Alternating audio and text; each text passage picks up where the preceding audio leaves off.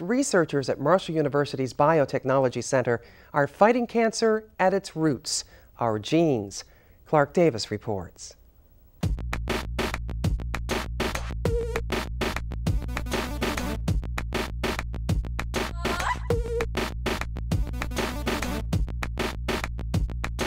What we do here is just the beginning.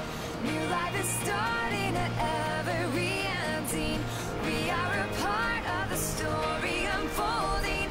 This is the weight of the world we are holding. This could be our day. Today is a milestone in the proud history of Marshall University. The dedication of the Robert C. Byrd Biotechnology Science Center marks the dawning of a new era of opportunity. This new world-class center is a gateway to the future for all who enter. Through research and discovery, we engage the minds of many to decipher the labyrinth and mysteries of life and our world. With the establishment of the Robert C. Byrd Biotechnology Center at Marshall University, the Marshall science and medical communities gained the opportunity to do research they had only seen other universities do in the past.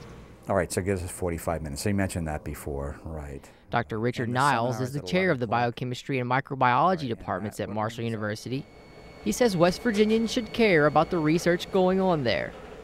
We have made some very substantial findings, especially in the prevention of cancer. And secondly, the research that we do is supported by federal agencies or private agencies, which brings money into the state, which provides additional jobs for our residents. So it's a two-for-one kind of deal. What are your goals for this biotech center? The mission of the Biotech Center is to perform cutting-edge research and to have spin-offs, companies that are spun off from some of the research done by faculty members who have their labs here in the Biotech Center. One such spin-off is Progenesis Technologies in South Charleston. Niles and Professor of Microbiology, Hongwei Yu, started the company after discovering an efficient, economical, and environmentally friendly method to manufacture a biopolymer used in making ice cream and beer. After a press conference in January 2008, Professor Yu noted the commercial applications of Pseudomonas aeruginosa. The biopolymer has been used in the textile industry, in the industrial welding, and in the fermentations and biomedicines, and also beer heads, for example. Richard Niles, who co-founded Progenesis with Professor Yu, says curiosity plays a vital role in his own research. I've always been inquisitive about how the body works, why we develop cancer. My own mother died of lung cancer, so I had that passion to understand.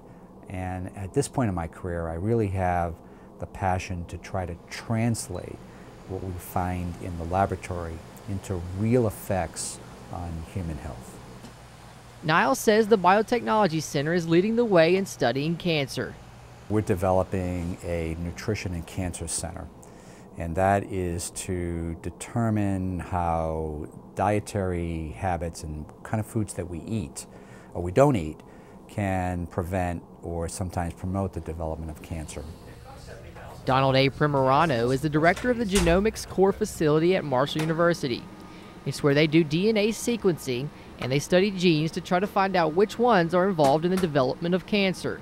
We learn what genes participate in the cancer process and the steps that happen in cells that lead them to go from being normal cells to becoming cancerous cells. So we're trying to learn about the cancer process, and we're also trying to learn the effects of diet on the development of cancer in individuals. So we're studying the effects of particular nutrients like the omega-3 fatty acids and other compounds on cancer development.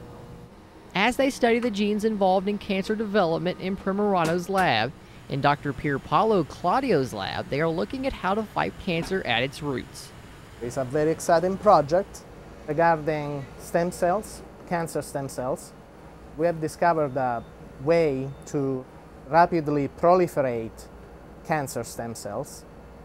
And by doing so, actually, we have been able to set up a technology that we can actually screen for more efficient drugs to kill that portion of cancer which is more resistant to chemotherapy, which are the cancer stem cells.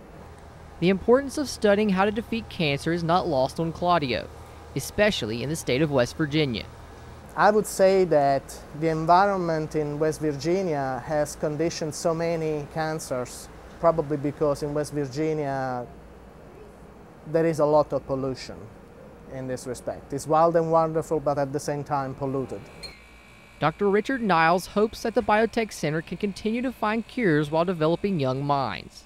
We're going to continue to do that. We're going to recruit the best possible faculty we can to do cutting-edge research and to really try to make Marshall University and its Biotechnology Center one of the nationally recognized areas across the country. The discoveries that will be made by the scientists, the researchers, the doctors, and the students here at Marshall will advance science beyond the limits of our imaginations and create one of the future economic engines of the Mountain State and the United States. Yeah. Since its opening, the Biotech Center has raised over $20 million in research money.